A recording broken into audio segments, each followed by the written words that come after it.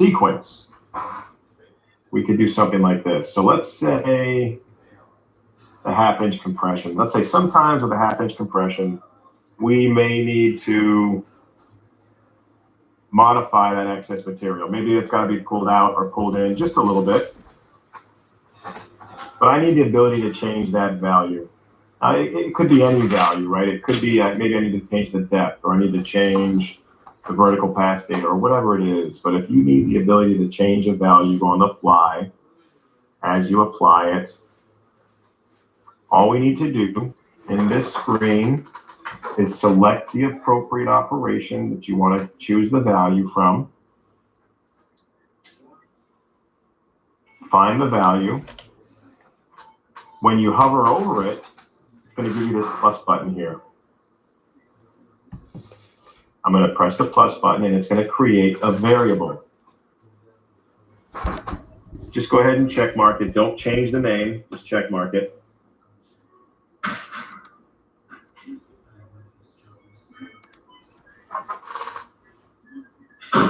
And what we have now is we have access to change that value. So I'm going to save it by,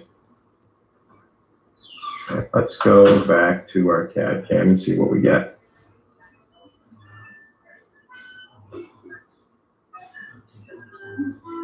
So we'll change the panel size just so you can see. So let's go 500 and 200. Okay. Much different size. And I'm just going to make a rectangle here.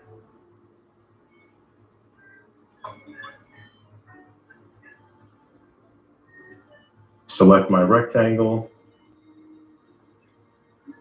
sequence, Door Pro. And now you can see that when I apply the sequence, that excess material is right here. I have quick access to it now. So now I can change it to whatever I wanted to. If I needed to change it, I might go, you know what, for this one, it's just fine.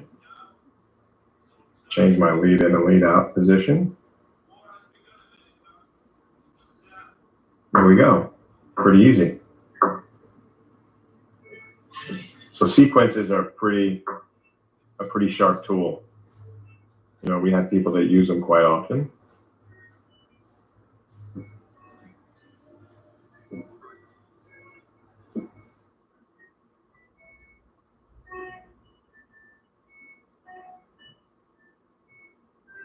Perfect.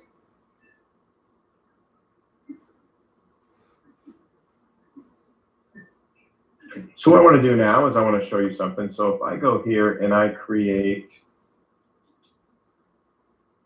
let's go, delete.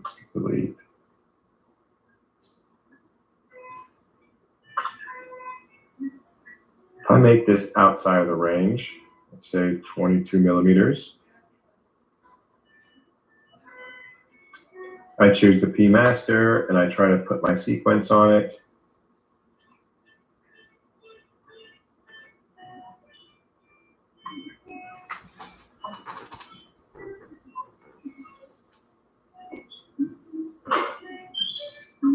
Oh, that wasn't supposed to work.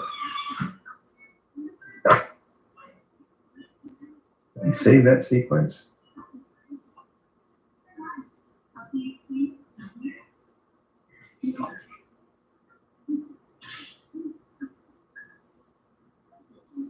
Am I backwards? No.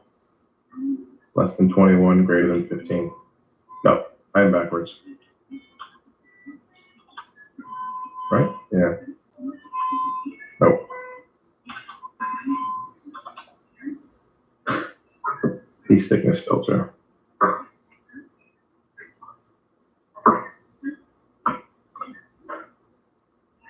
But it's supposed to give you a fail safe there. It's supposed to give you a message. Might have a glitch with my version or something. I got a funny version here. But we can do a lot of stuff here with the sequence. We can go in there, we can add these values to the front of the menu. But it really saves time on a lot of the stuff that you can do. So we can see that sequences is basically just saving common toolpaths without the geometry.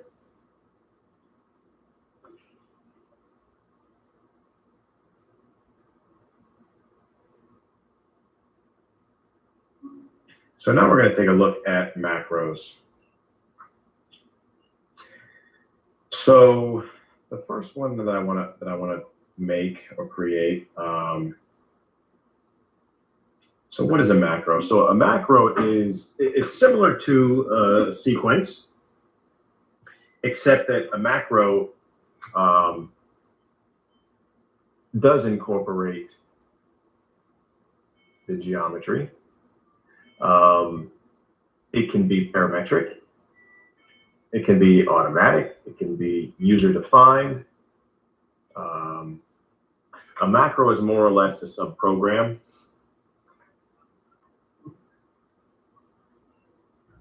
So we're going to use a simple macro here that we're going to create for a set of holes to create a hinge plate.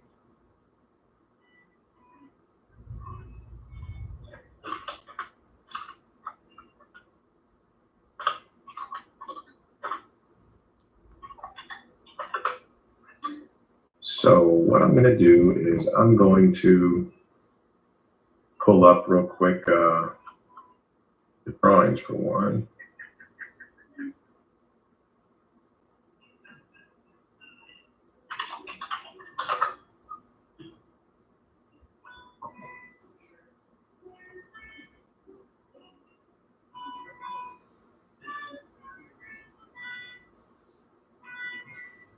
Okay, so I've got one here. All right, so I've got a drawing here that tells me how we're going to define these holes for a hinge. So we're going to create a 35 millimeter hole and two 8 millimeter holes. So the drawing says a 35 millimeter hole is going to be 2 millimeters from the edge, 2 to 2.5. So we'll just say 2. So we define the position of the hole by the center. So what can we do here? We can do 35 divided by 2. Oh, I'm not typing. 35 divided by 2 plus 2. There we go. Oh, that's not my X position, sorry. My Y position. 35 divided by 2 plus 2. And my X position, we're just going to put it in a particular value. We're just going to put it in a space. We're just going to say 100. This is going to be the center of my 35 millimeter hole. Let's choose tool, 35, that's a 15. Calculate, I like it. Okay. So it says here, it says that the 8 millimeter hole is set back from center to center, set back another 9.5 millimeters from the center of 35 and the Y. Let's do that. So X position is going to be the same, right? 100 plus whatever the difference is.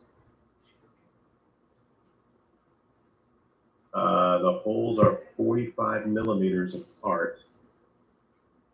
It's going to be 100 minus 45 divided by 2. Right? 45 millimeters apart. We're going to take half of that. And then in Y, it's another 9.5 millimeters. So that would be 35 divided by 2 plus 2 plus 9. There we go. And I'm just getting this off the drawing.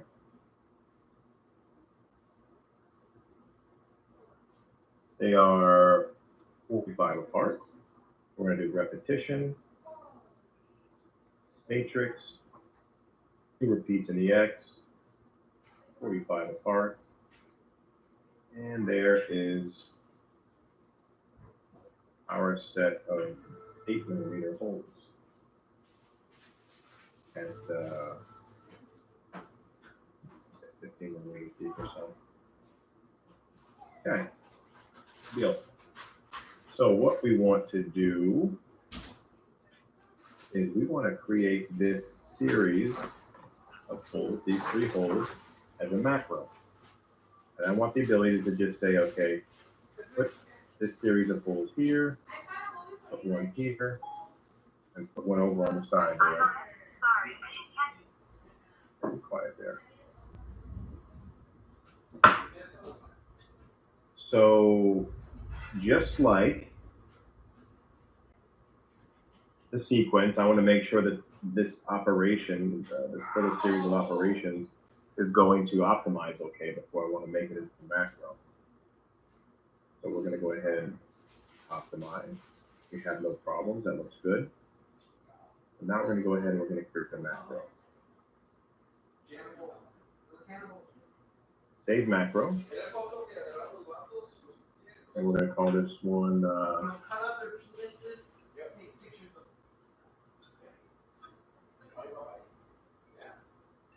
balloon hinge. Sure, that'll work. And hinge 45.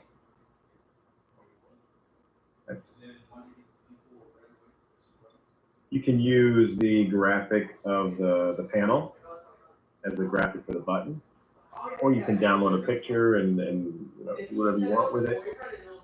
I got one here, so if you want to use a picture, you just click on the image. Pictures. Here. Perfect. Check mark. And what this is going to do is this is going to open up the tools for our macros. Milwaukee. Macro window.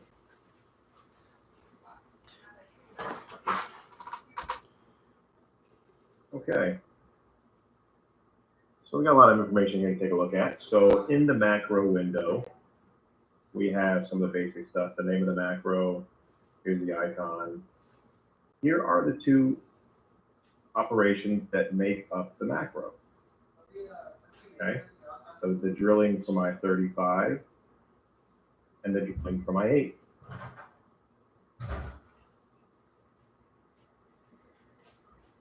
The property section, we're going to see what happens here in a second. Sections we're not going to worry about. Preview. Preview is what we see every time we place the macro on the panel. So right now we see this multi-faced exploded rectangle. Well, I'm not going to put the macro on all these sides or on the bottom, so we're going to get rid of that in a second. And then we have special functions. Ability to shift, not really move, but shift the macro, rotate it, all sorts of stuff. Whether you want to do it or not, we can get rid of them, just simply checking the box. But then we have this corner selector. That's what we just saw, that face. Well, I want to change it from multiple face to single face. Now when I take a look at it, I just see the single face. This is how I would prefer to look at the macro. I don't want the option to put it on face 2. We're going to save it. And we're going to go try to use it now.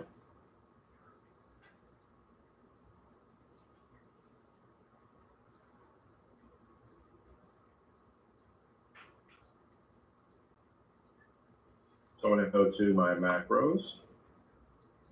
There it is right there, balloon hinge number 45.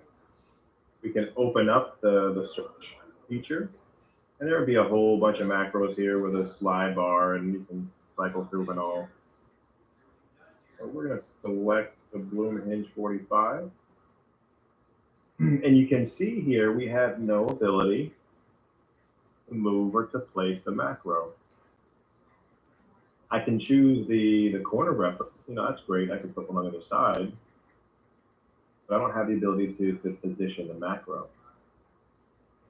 Now, if I go to advanced, I do have this shift feature, but it's shifting it from this position. I can move it, 25 millimeters or so.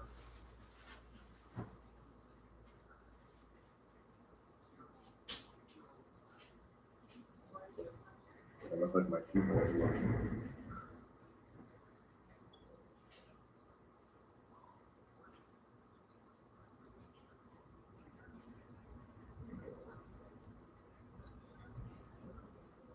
Where is it?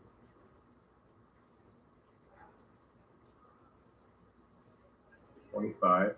So we can shift it 25 millimeters, but it's still shifting from that original location. Now, what if somebody came into my computer and started programming, but they don't know that it's started at 100? Doesn't really help so much. That's why I typically don't like to use all these features that's relative to its set position. It's there. So we know now that we need the ability to move it.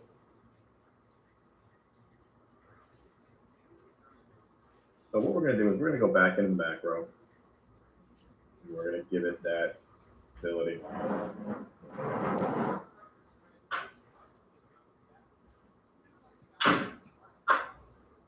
We're going to open the macro back up.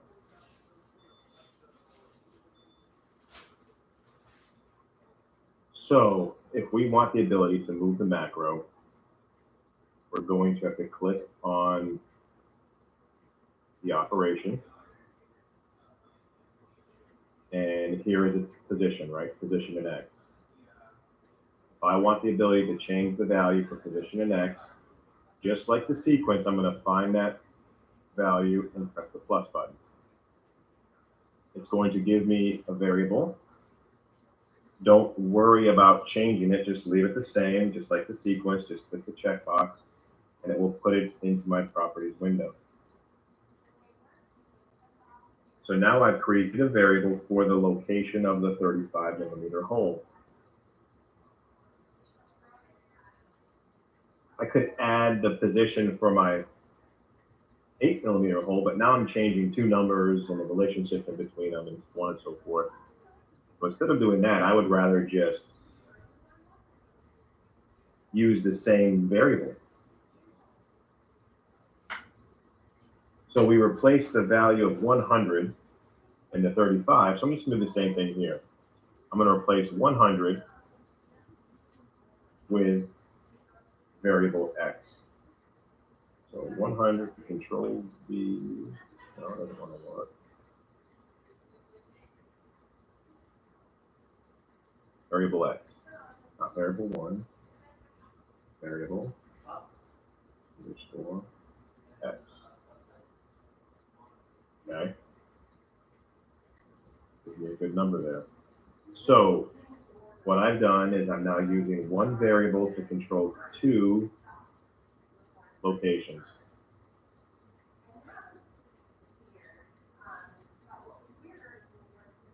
Let's test it out. Save.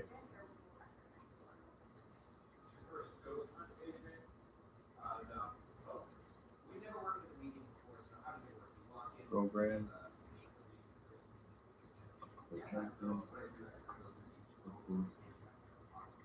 Okay. So here we're going to go to our macro. So now you can see I have a value that says X position along with this corner. So we're going to put this first hole at 65. So now we can define its position. I'm going to go ahead and check the second corner. Click OK. Add another hinge. This one's going to go in the middle. LPX divided by 2. Click OK. And just like that, using those macros, I can now put all 6 of those holes in exactly where I need them. That group of holes 3 times.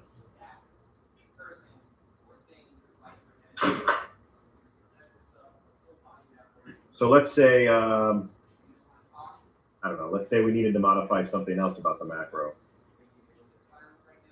Let's say we wanted to go in there and add the ability to do vertical passes, because maybe if the material is harder or not, that 35 millimeter cup,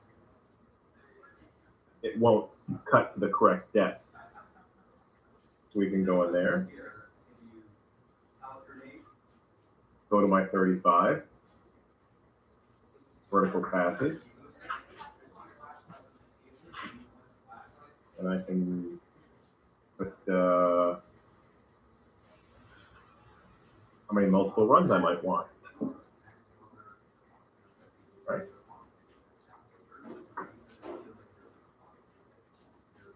So now, last time, when we create a new project,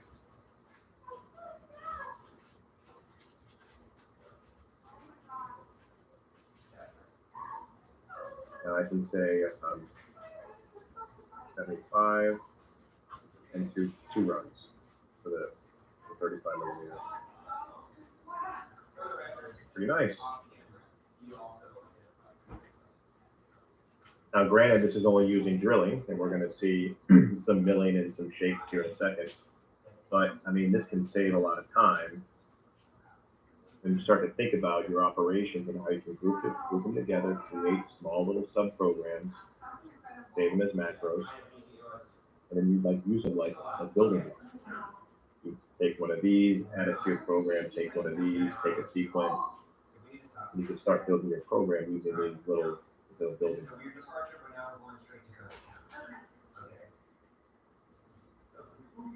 So the next macro we're going to create is a pretty easy one to give you guys some ideas. So this one is, this one's just going to be a box, a rectangle that we're going to cut out. We're going to have the ability to control some things. We can control the size of the rectangle, the location of the rectangle, and then of course, just like the drilling, we can control any of the pieces of the operation as we like. So we're going to make a rectangle here. Okay. And we're going to define our milling. So half comp internal.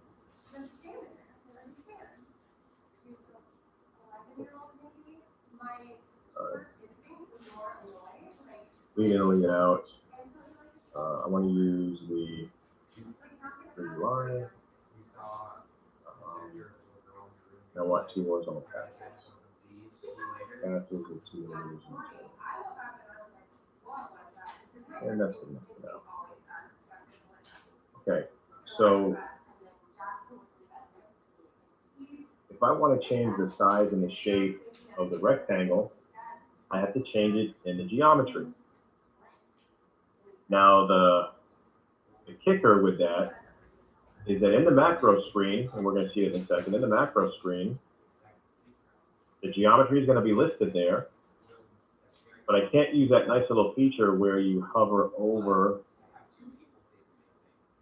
this information and it gives you the little plus button. I don't have that with the geometry. Now, I've had older versions in the 2.5 family or the 2.7 family or something like that. The option was there, but they removed that option for the 3.0 family. I don't know why, but they did. No worries, we know how to fix it. We just have to make the variables here in CAD. That's all. Very simple. So we're going to create a couple of variables here in CAD, and we're going to use them in the geometry. And then we're going to see how that's going to transfer over to the macro screen. So I'm going to create,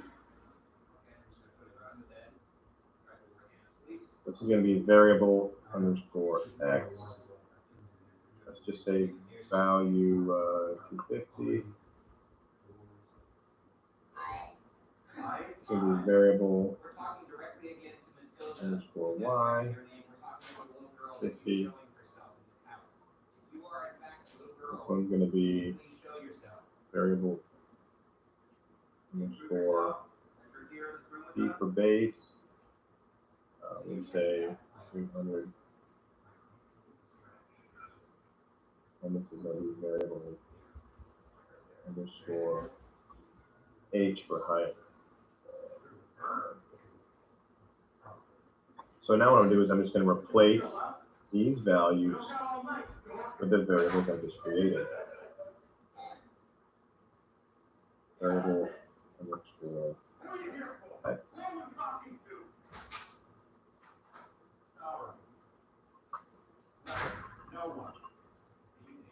Variable underscore Y. Variable underscore C. And variable underscore H.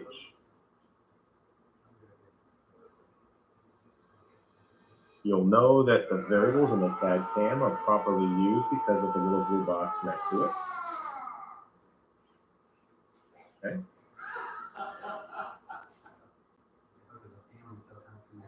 We can fix the blue thing here in a second, or the green.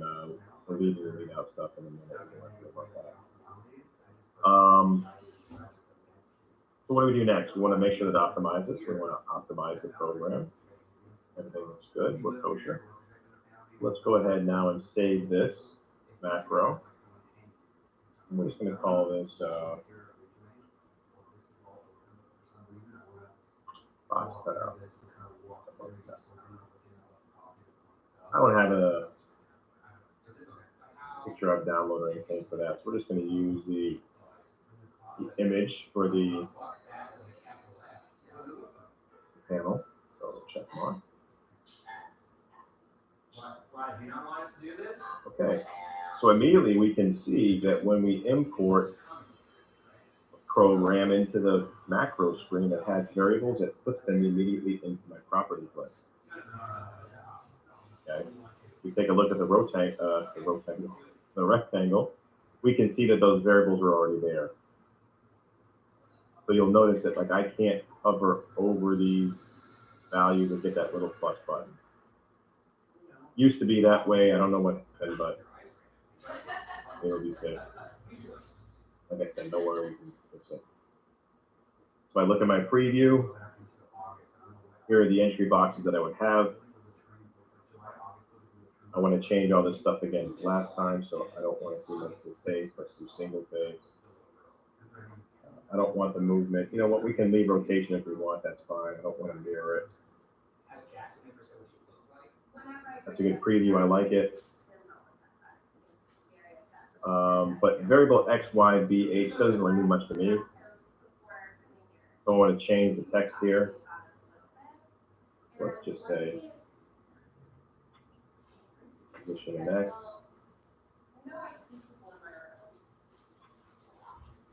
Position in Y.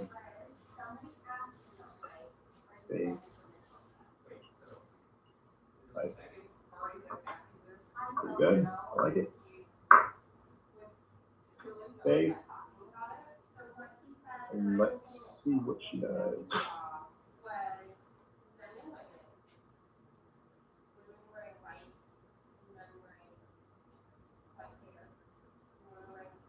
Okay. Program. Okay. Macro. Box cutout. So here, let's say we're going to be 100, 100.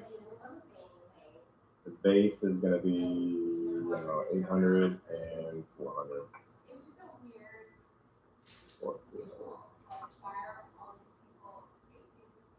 Done.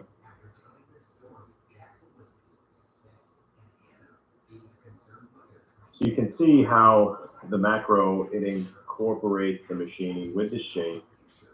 It gives us the ability to control pretty much anything we want here in this main screen.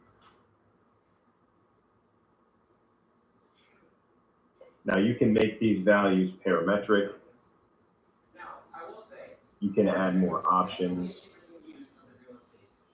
You can make it based off of the panel size. There's a lot of things we can do here. But I think this can give you guys an idea of maybe how you can start using some macros, using some sequences. I'm going to go ahead and add a couple features to the macro.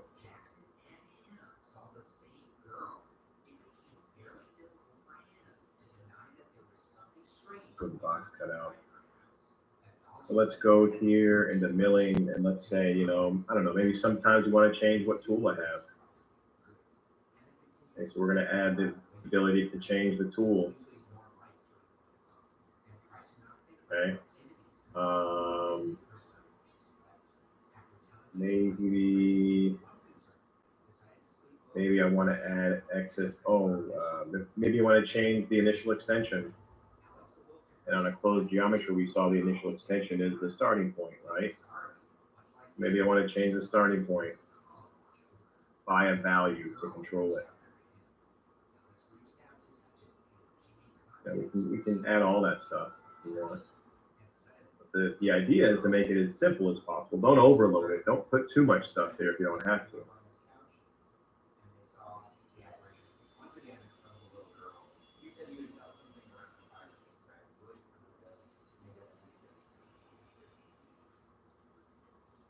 We're going to go back to using the variable again, and then macro.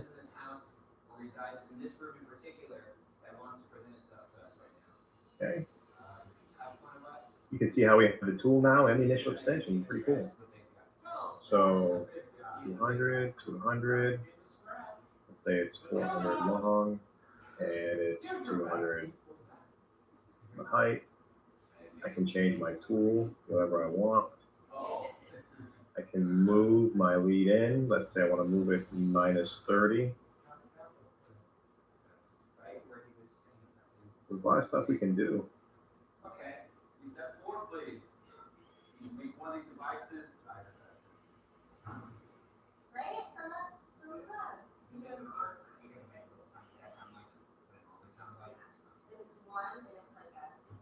So what do you guys think? Step 4, please. Who's over there? Follow the light, follow my voice. I'm over here. Is it happening? That's not want to be done? Please come out right now instead of later. Please, I'm begging you. Well, I guess I'll just go fuck myself then, alright? Let me go, Demon. Very useful tools. It is. There's a lot of cool stuff here.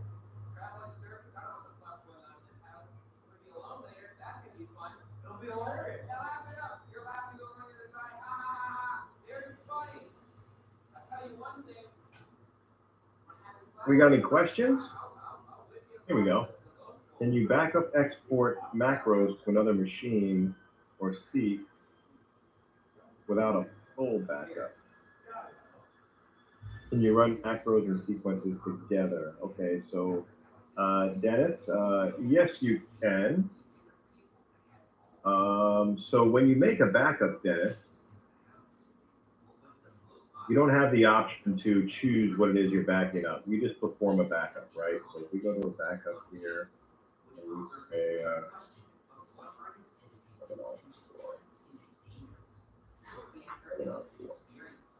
so I'm going to make a backup here. But you'll see that when you apply the backup, you then have the option to select what it is you wish to push with the backup. Julio, can you run macros and sequences together? Yes, you can. Yeah, you can make a program that comprises of macros and sequences and regular operations.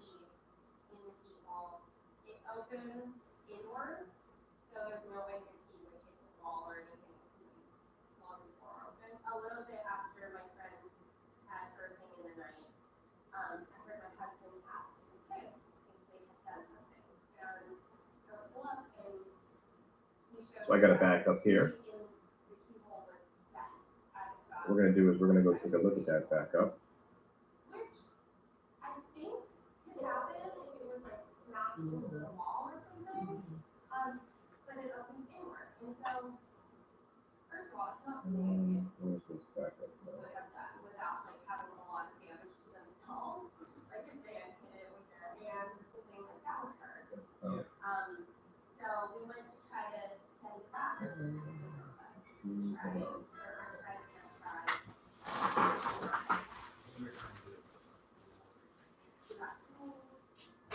Someone ran.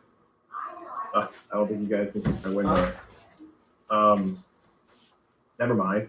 But when you apply the backup, then you'll see there's an option there for all the different things you can check when you apply it. And that's one of the things that you can do is you can choose just that information if you like. Todos culiados. Did you bring it in? No, Are they like whole lemons? I'm so dumb. That's so mean. And there's a You're note very in welcome, there. then. Oh, you guys are really quiet this afternoon. My second session, I could not even keep up with all of the questions they had. I apologize, guys. I know I asked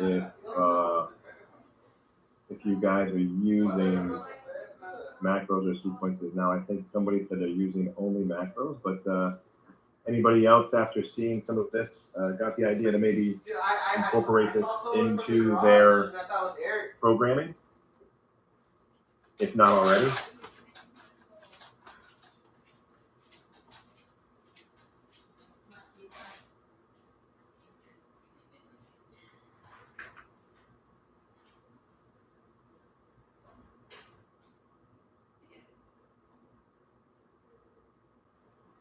What's the difference, the biggest difference between macros and sequences? So, I mean, so the biggest difference really is going to be that the sequence doesn't include the geometry, right? So you're free to apply that toolpath to whatever you want with a sequence. So, you know, that's obviously going to come with its pluses and minuses. So the pluses are that it's a little bit more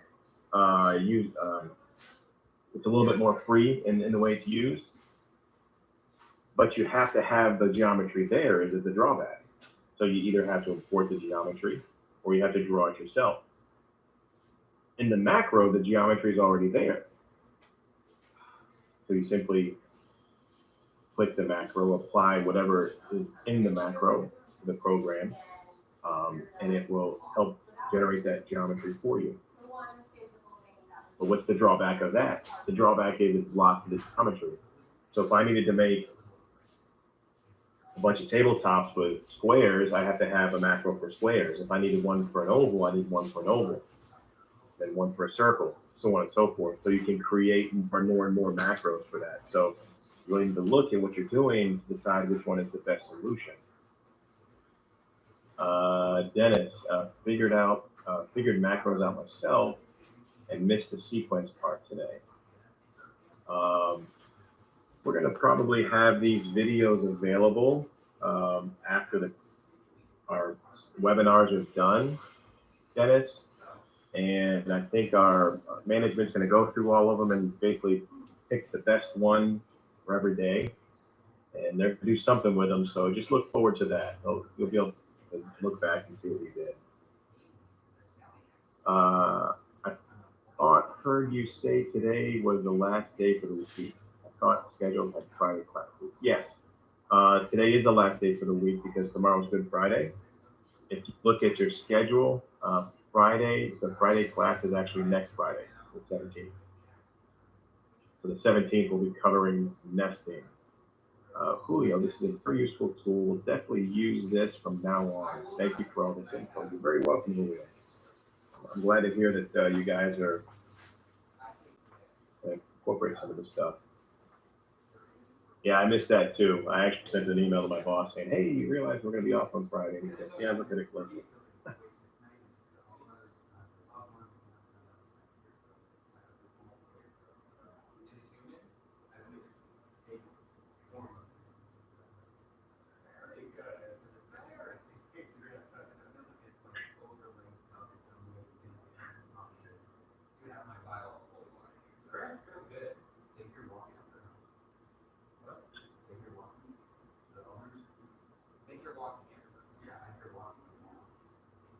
Thanks a lot. You explain things well. Thanks, Dennis.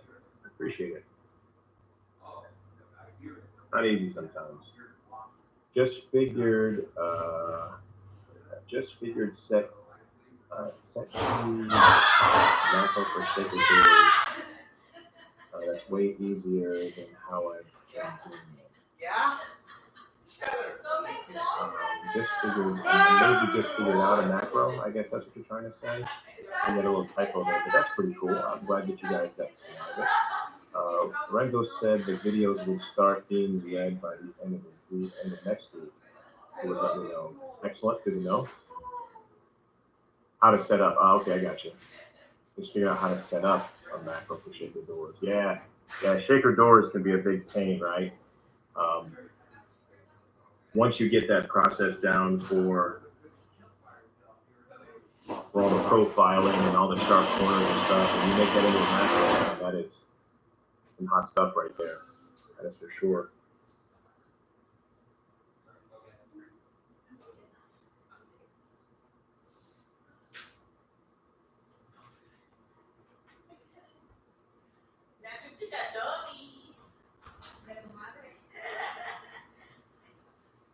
Rosas.